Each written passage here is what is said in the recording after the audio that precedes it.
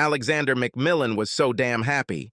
He pulled his cell phone out of his pocket and called home to tell his wife that his 2-day meeting in San Francisco had been canceled, and he was not leaving on his 5:30 p.m. flight after all. He was returning to the office to drop off some paperwork and would be home in about 3 hours. The 2-day meeting was actually a job interview. He caught wind of an opening for a division president at a national company that had moved one of its divisions to the Chicago area.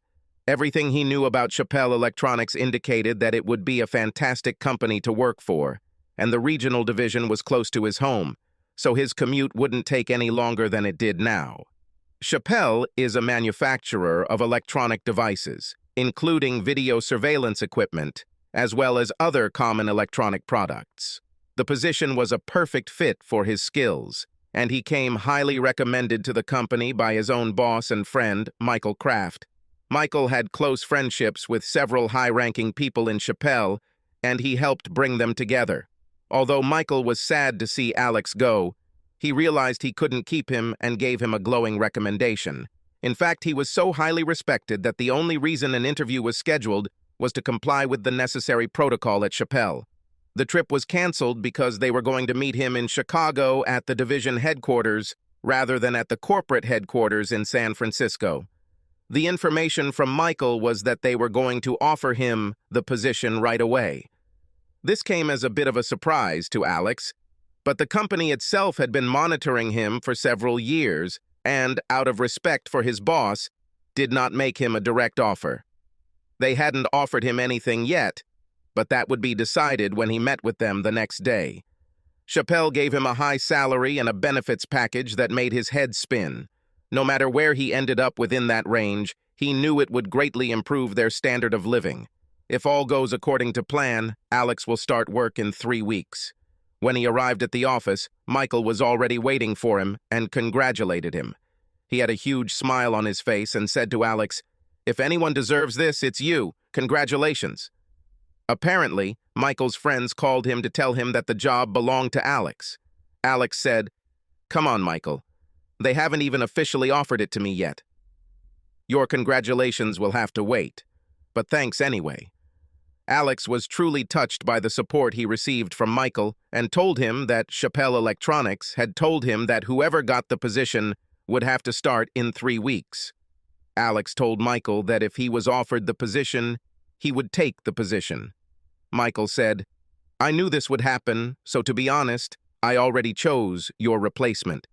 This is Ann Colton, and she is fully qualified to take your place starting tomorrow, as you well know, since you taught her everything she knows." Alex smiled. Ann came to work for him 2 years ago, and, as Michael stated, she was already fully capable of replacing him. She held this position a couple of times when he took long vacations. He was overjoyed at Michael's choice and very happy for Ann. She deserves a promotion and will do well. Spend this week getting Ann up to speed on all your open projects, and the remaining 2 weeks for rest. You'll be very busy once you start working at Chappell. You'll regret your cushy job here. Also know that the benefits package is huge, Alex. They know what they will get from you, and they will be willing to pay dearly to get you. Ask for everything you could hope for because they will pay it. When he arrived at his home, he noticed that his wife's car was not in the garage. He remembered that she was probably still at work and would be home soon. Entering the kitchen, he threw his bag on the floor and went to the refrigerator for a beer. He looked into the dining room and saw that his wife had 2 sets of the best china and crystal on the table, as well as candles, napkins in stands, and other romantic decorations. He smiled to himself, thinking that she was going to throw him a special dinner when he got home from his interviews. He was heading to their bedroom when he noticed the light blinking on the answering machine. They had 2 messages. The first message was the one he left. The second message made him jump when he heard it. "Hey, baby, it's me, Larry. I just wanted to let you know that I am scheduled to arrive around 6:30 p.m. I can't wait to touch your hot body. Every time I think about the last time we were together, I can't get you out of my head. I will love you until you start begging for mercy, and then I will love you some more. See you later, baby. Warm up for me." Alex couldn't believe what he heard. He recognized that voice. Larry. The message was from Larry Evandale, one of his wife Jody's ex-boyfriends. Larry dated Jody in high school, but Alex won her over and married her. Now he was some big lawyer in Texas, and as far as Alex knew, he wasn't married. Until now, he had never had any reason to doubt Jody's love or loyalty. He said under his breath, "What a bitch. How can she do this to me?" Alex then remembered the dinner table set for a romantic dinner, and the anger he felt turned into pure rage. When Jody's mother passed away, each of her 4 daughters took 2 sets of china, crystal, silverware, and napkins with fancy silver napkins to remember her. Jody treasured these items and only used them for special occasions. He thought, well, from now on, we'll see how special this is. He went to his workshop and took a ball hammer. Returning to the dining room, he began to break all the china and crystal. He also hit the dining room table and napkin holders with a hammer, bending and damaging them to the point that they were likely beyond repair. He tore the napkins in half and placed them on top of the broken glassware. He then removed the wedding ring, flattened it with a hammer, and placed it on one of the torn napkins. Alex took out his cell phone and dialed his home number. "Jody, this is Alex. Based on the message I just heard a couple of minutes ago, I'm guessing that you had a very special dinner planned for tonight with Larry, but as you noticed, I kinda ruined it for you. But what is this compared to how you destroyed our marriage? See you sometime. Goodbye." Having done this, Alex picked up his bag from the kitchen floor and walked out to his car. He drove straight to O'Hare Airport and called to check for incoming flights from DFW in Texas.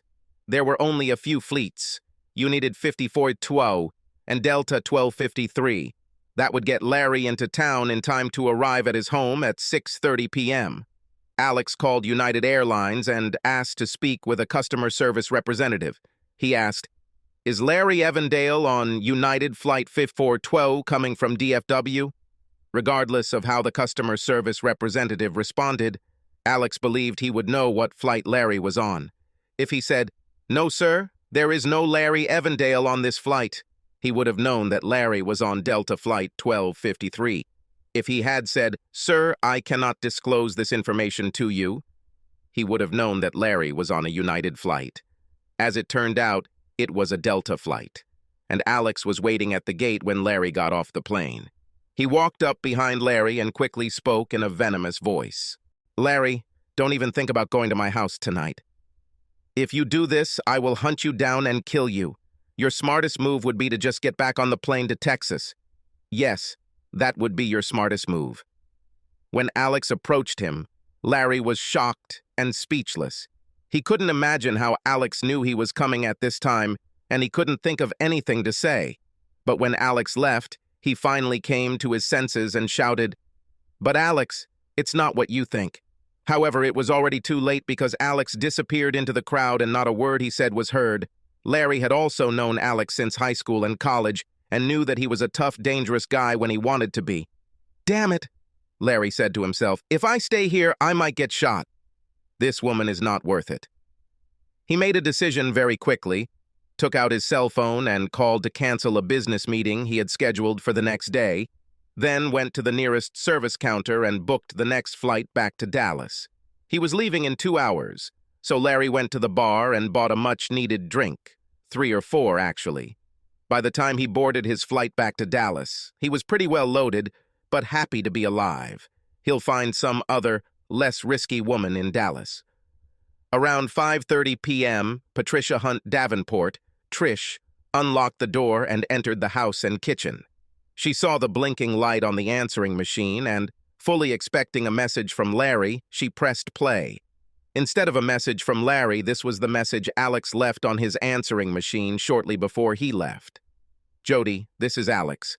Based on the message I just heard a couple of minutes ago, I'm guessing that you had a very special dinner planned for tonight with Larry, but as you pointed out, I kind of ruined it for you. But what is this compared to how you destroyed our marriage? See you sometime. Goodbye." Trish was shocked. How did Alex get the message from Larry? He was supposed to be on a plane to San Francisco. She thought, "Oh my God, Alex thinks Jody is the one who is dating Larry. Oh my God, it's horrible." She then noticed the destruction in the cafeteria, and her panic intensified. Trish called her home, and Jody Hunt McMillan, her sister, came on the line. "Oh my God, Jody, we have a terrible problem." Alex returned home and received a message from Larry. "He broke the china and crystal and destroyed the entire dining room and the festive table that you had arranged for me. Get the kids in the car and come here." "Oh God, Jody, I'm so sorry this happened." As it turns out, Trish Davenport was that married woman who wanted to experience some romance and extramarital sex with Larry Evandale. Her husband, Carl Davenport, was out of town on business, and Jody was going to watch her kids, while Trish had her little party with Larry. Trish knew that Carl worked long hours when he was out of town, and probably wouldn't call her until 8 o'clock in the evening or later, so she would have quite a few hours to spend with Larry. Now that Alex knew what was going on, the whole plan went to hell. Jody arrived with her 6-month-old twins in their car seats about 10 minutes after she hung up. They lived just a few blocks from each other, so all she had to do was pack the kids and come over. As soon as Jody walked through the door, Trish noticed the panic on her face. Jody rushed to her and exclaimed, "Oh my God, Trish, what should I do? How did this happen?" "Now Alex thinks I'm having an affair." "It's all my fault, Jody," Trish said. "I've been so depressed since the twins were born, and I just wanted to feel alive and sexy again. When Carl told me he needed to leave town, I think something just snapped, and I lost touch with reality. I called to see if Larry could come. Well, you know the rest. Oh my God, Jody, I can't believe this is happening." The two young women listened to all 3 phone messages. The first from Alex, the second from Larry, which left no doubt about his intentions, and the last from Alex again. When they listened to the message from Larry, they completely understood why Alex destroyed everything and left the message he did. No names were mentioned, and he certainly left no doubt that he intended to have sex with the woman he was calling. However, the first thing they had to do was get to Alex and convince him that Jody wasn't having an affair. The two were confident they could work it out with Alex and beg him to give Trish a chance to repair the damage she had done to her own marriage. Alex checked into the Hyatt in Oak Brook. He needed time to think about everything, and he knew that he could not return home. The Hyatt had a nice restaurant and lounge, so even though he wasn't hungry, he ate a light dinner and went to the lounge for a drink. After the second glass, he realized that it would be prudent to take the bottle to his room. He asked the bartender if he could order a bottle of scotch for his room and was assured that it could be done. Alex settled into his room and sat on the sofa with a glass of whiskey in his hand. He knew he had missed several incoming calls to his voicemail, so he pulled out his cell phone and saw that he had 3 messages. The first was from Trish, his sister-in-law, and Jody's sister. "Alex, I just came to your house, saw the mess in the dining room, and listened to the messages on your answering machine. Oh my God, Alex, you made a mistake and I just don't know what to do. I should have met Larry at your house, not Jody. She was at my house taking care of the twins. Oh my God, Alex, this is a mistake. Alex, call me or call Jody, and we'll explain everything to you. Jody didn't cheat on you, it was me. Please call me back." The second message was from Jody, which said much the same thing. "Alex, honey, there was a terrible misunderstanding, baby. I'm so sorry you thought I was cheating on you. It must have been terrible for you. But baby, it was set up at our house, and Trish was going to meet Larry there while I babysat the twins. Please call me or come home so we can talk. You will see how much I love you and how terrible I feel that you were hurt so much." The third one was also from Jody. "Alex McMillan, this was a terrible mistake and misunderstanding. Come home so we can fix this before you do something stupid. You know I love you." Alex pulled out his cell phone, selected his wife's number from his contact list, and sent her a text message. "I received messages from you and your sister, and I understand what you're talking about. But I still need a couple of days to think about everything. I'll call you tomorrow evening." He was still upset, but he actually felt better about the situation. What he didn't understand was why they did this in his house. The twins were only 6 months old. Even though he understood what they were saying in the messages, he was going to check some things on his own. A few seconds later, his cell phone beeped. letting him know he had a text message. This was from Jody. "Alex, I want you to come home. Please don't stay away from me, baby. I need you here, please." Alex immediately sent her a reply message. "No, Jody, I need to figure this all out. I'll call you tomorrow evening." He turned off his cell phone and drank a couple more drinks before finally plopping down on the bed and falling asleep. The next thing he knew, light was streaming through his windows and right into his face. He reluctantly stood up and closed the curtains to block out the light. It was killing him, and he was in enough pain as it was. Alex looked at the clock on his nightstand and saw that it was 8:30 a.m. He wasn't actually in a very good mood, but he had to grin when he thought about how bad it would be if he had an interview in the morning instead of at 2 p.m. He knew he still had a busy schedule, so he called home to see if Jody had left for work or not. She didn't answer her phone, so he was sure she had gone to work. Alex left the hotel room and took the elevator down to the garage. He got into his car and drove to an electronics store, where he bought a few things and then drove home.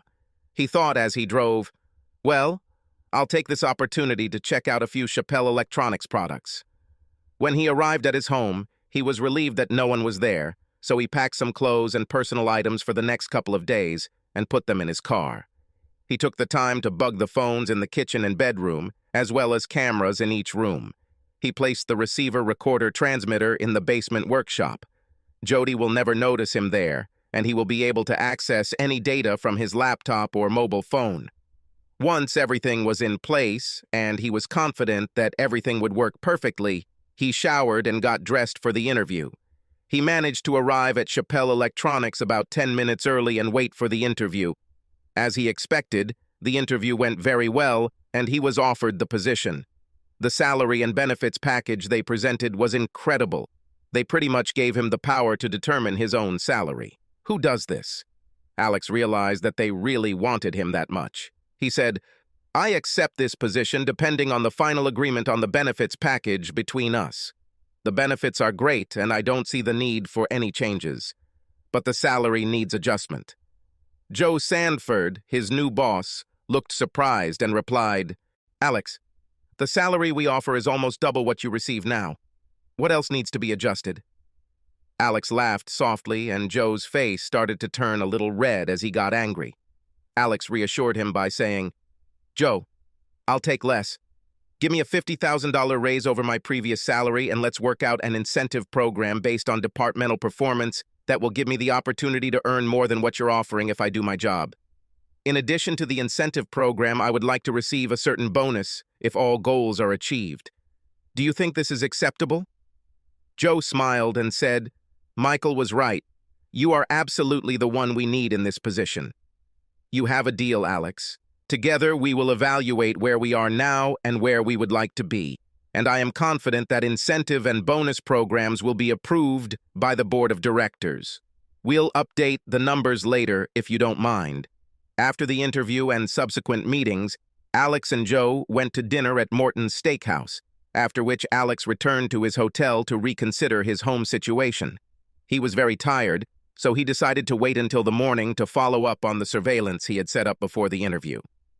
When the sun hit his face in the morning, Alex stood up and prepared for the new day. He ordered breakfast to be delivered to his room and began reviewing the CCTV data accumulated over the past 24 hours. He listened to a couple of phone calls that had nothing to do with the situation, and then there was a call from Jody to Larry Evendale. "Larry, I know things went wrong, and I'm sorry about that." Alex was supposed to be on a flight to San Francisco, but unfortunately that trip was canceled. Larry replied, "But the only flight he was on was right in front of me when I got off the plane."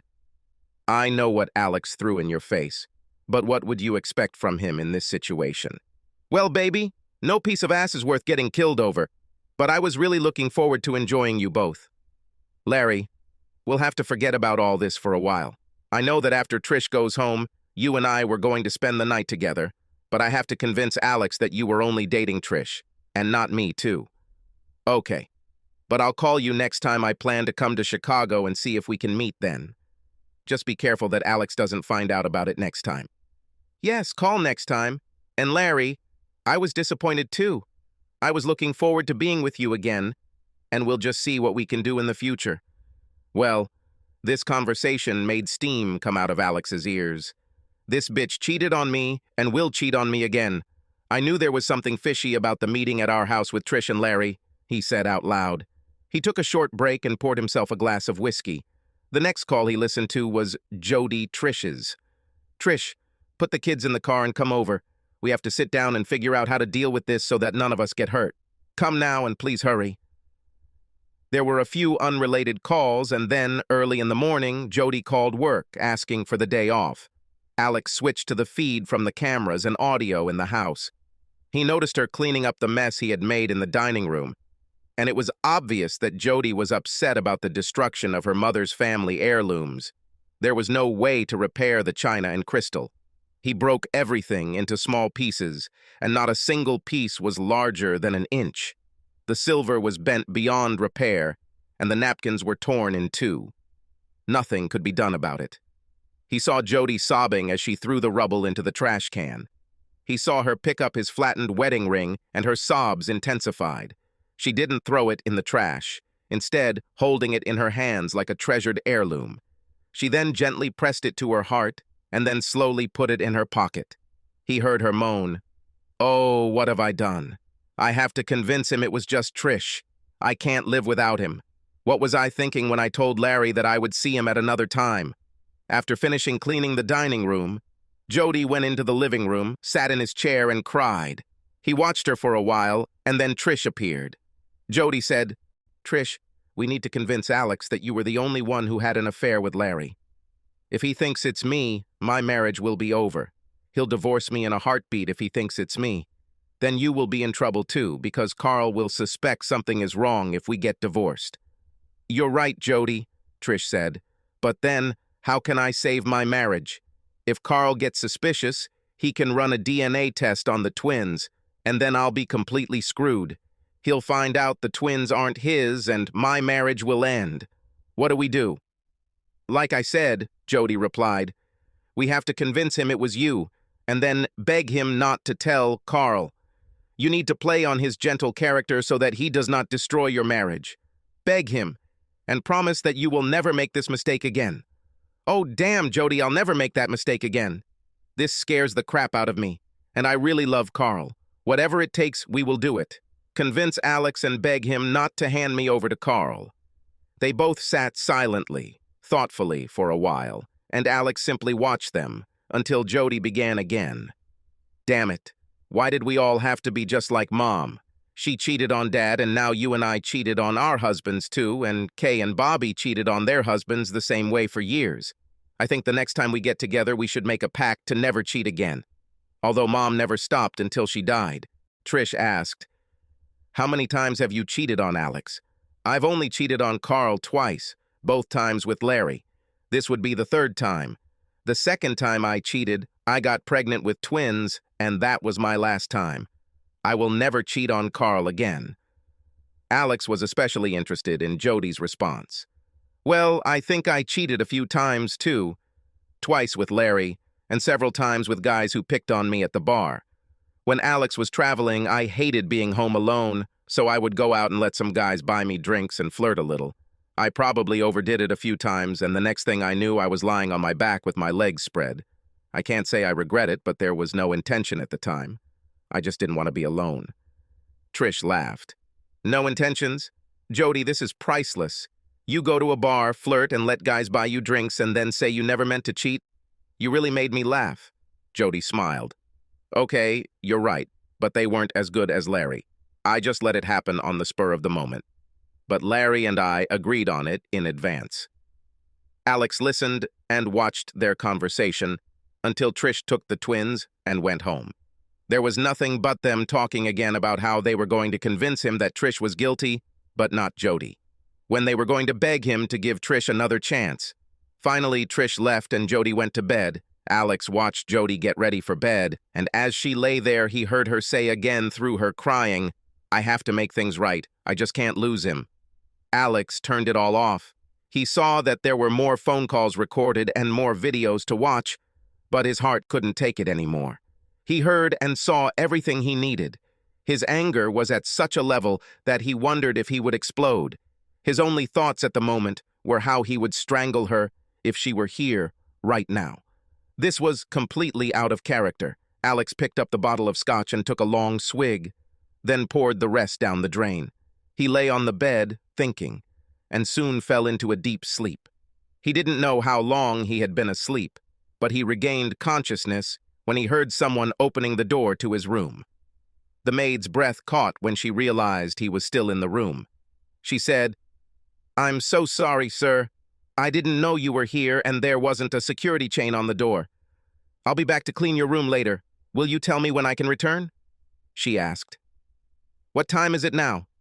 Alex asked. "It's 11 now a.m., she answered. "Okay, miss, I'll be out of here in an hour." The pressure in his head eased, and the throbbing in his chest almost completely disappeared. Alex decided that he could now handle the situation, so he picked up his phone and called Jody's office. He wanted to leave a trail that wouldn't give away the fact that he already knew. Of course, he was told that Jody was not there, so he said he would call her on her cell phone. When she answered, he asked, "Jody, where are you? I tried to call you at work, but they told me you didn't show up today. Are you having fun with some guy behind my back?" Jody's anger increased, but she knew she had better act calmly. She told him, "Alex, I'm not going to have fun with some guy, as you so eloquently put it. Trish and I both told you that it was she, not me, who planned to meet Larry. I'm home. I'm too upset to go to work, so I took the day off. Please come home, Alex, so we can clear this up. I'm returning home right now. Call Trish and tell her to come." "Get her cheating ass closer to your cheating ass," he thought to himself. When Alex walked through the door, they both rushed towards him, speaking at the same time. Jody tried to hug and kiss him, but he pushed her away. He let them continue for a while, all the while thinking about what he was going to do and what he was going to say. Finally, he raised his hand to tell them not to talk anymore.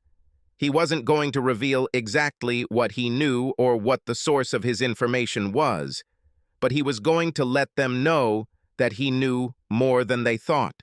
Alex said, "I want you both to stop all this nonsense. Just so you know, I'm not buying any of this. First off, Trish, I believe you are having an affair with Larry. You were first on the scene, and I believe Jody covered for you and babysat your children. But I also believe that after you left, my loving wife was going to have sex with Larry too.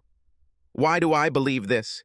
Because when I confronted Larry, he didn't tell me I was wrong. He didn't tell me it was Trish and not Jody. Larry was expecting you both, wasn't he?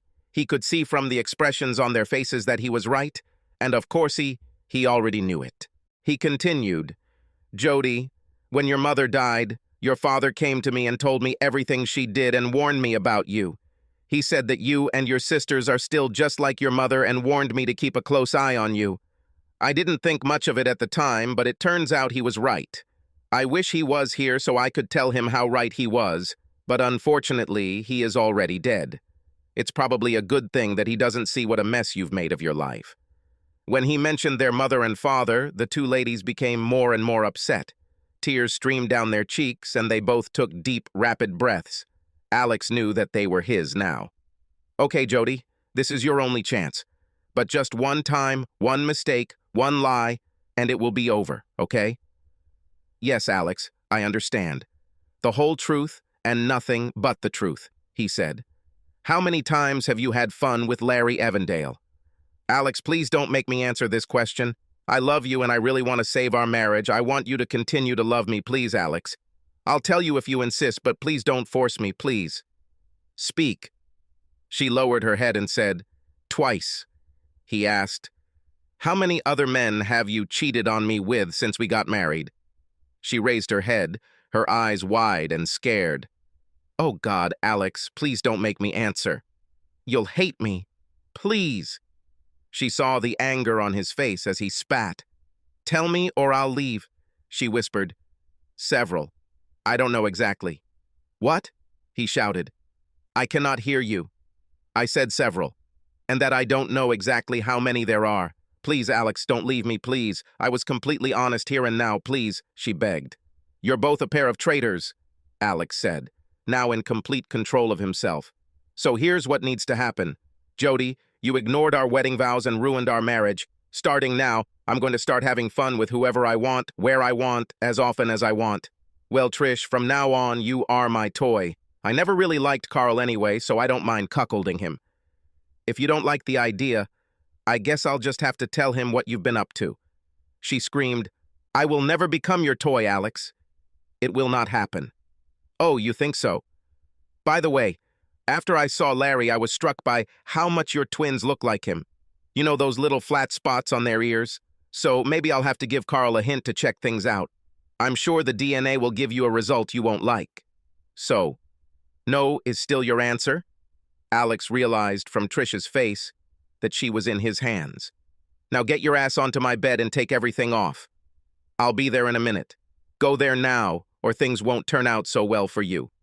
She looked scared as hell with her eyes wide and her chin trembling, but she nodded her head obediently in agreement, and with a pleading look at Jody, she left the room and headed towards the bedroom. Jody was stunned by how things were going and said, Alex, how can you do this to us? How can you do this to Trish? I know I was wrong, but it's going to be hard for us to get through this. Jody, I don't care right now whether we get through this or not. If you don't like it, just leave. You and Trish got yourself into this mess, so I don't care how you have to get out of it. How long are you going to do this, Alex? When will you get tired of settling scores with me? When can we start trying to save our marriage? Do you want to know the truth? I don't know how long I'll have fun. I think I'll probably keep doing this until I want to strangle you every time I see you. I may never stop having sex with other women. Since you canceled our marriage vows, I see no reason to keep them either. I'll tell you this. If you ever find yourself in bed with another man, our marriage will end right then and there. There will be no delay. You've already had all the extramarital sex you could have while married to me, and it's over. You understand? Jody nodded and whispered, yes. Alex confirmed her agreement with a nod and said, and now, if you'll excuse me, I now need to meet with a woman, by the way. You seem to know her. In the bedroom, Trish was standing by the bed, her small, perky breasts looking absolutely edible. So Alex sat on the edge of the bed and asked Trish to stand between his legs so he could play with her breasts. You know, Trish, I have often wondered how beautiful your breasts could be, and now I can tell you that they are as beautiful as I ever imagined. Trish looked confused but pleased. Are you saying you were imagining my breasts, Alex? Yes, sure. You are a beautiful woman, Trish, and I honestly imagined more than what your breasts might look like. I also imagined what it would be like to make love to you. But being married to Jody, I never acted on those feelings, but believe me, I had them. Now, though there's no reason why I shouldn't tell you about all the things I've imagined doing to you, there's no reason why you and I can't just enjoy the hell out of lovemaking. And believe me, I still plan to see you from time to time. He took off his shirt, threw it on a chair against the wall, and then said to Trish, taking off my pants is your job. This is your one and only chance to stop all this. You can keep them on, get dressed now, and leave, and we'll never do this again. Or you can unbuckle my belt, pull down my pants, and let me know that you belong to me now. Trish sat up and reached for his belt buckle. When they were exhausted and fell on the bed next to each other, Alex said to Trish, I want you to come here every Tuesday and Thursday afternoon. Hire a babysitter and plan to spend the afternoon with me. If you need money for a babysitter, I'll give it to you, but I need you for the whole day. I can do this, Alex, and I don't need help with money for the nanny. With that, Trish got dressed and left the bedroom, walking down the hallway to the kitchen, where Jody sat at the table with a pained expression on her face and tears streaming down her cheeks. I'm sorry, Jody, but honestly, I'm not going to give up on this. I belong to him to take me anytime he wants. You are a fool for risking your marriage, this wonderful man, over any affair you might have had. Larry certainly can't compare to Alex, and I don't know about the others, but I doubt they can either. I love Carl and don't want to leave him, but sometimes he's a bit of a jerk and not that good in bed. But damn, Alex is gold at the end of the rainbow, and you ruined everything. If I were you, I would do everything in my power to keep him. After Trish left the house, Jody just sat there and cried until Alex came into the room. Then she just got up, rushed into the bedroom and slammed the door. Alex didn't see her for the rest of the day and ended up sleeping in their spare bedroom. Over the next month, Alex met with Trish every Tuesday and Thursday afternoon, and on Monday and Wednesday evenings he set up dates with various women he knew from both his old job and social contacts he had made. Ann Colton had always taken an interest in him, but of course he had never allowed himself to give her the attention he deserved before. But now the gates were wide open, so now he and Ann knew each other on a whole different level. From time to time, he even picked up a complete stranger at a bar and spent the evening with her in a hotel room. Day after day, he saw the effect it had on Jody, and it was painfully bad for her. He saw how hurt she was, but he didn't really care. He spent weekends with Jody, and they did talk and do things together, but not once during the entire month did he make love to his wife. She asked a couple of times, but he just shook his head. He wasn't ready to do it yet.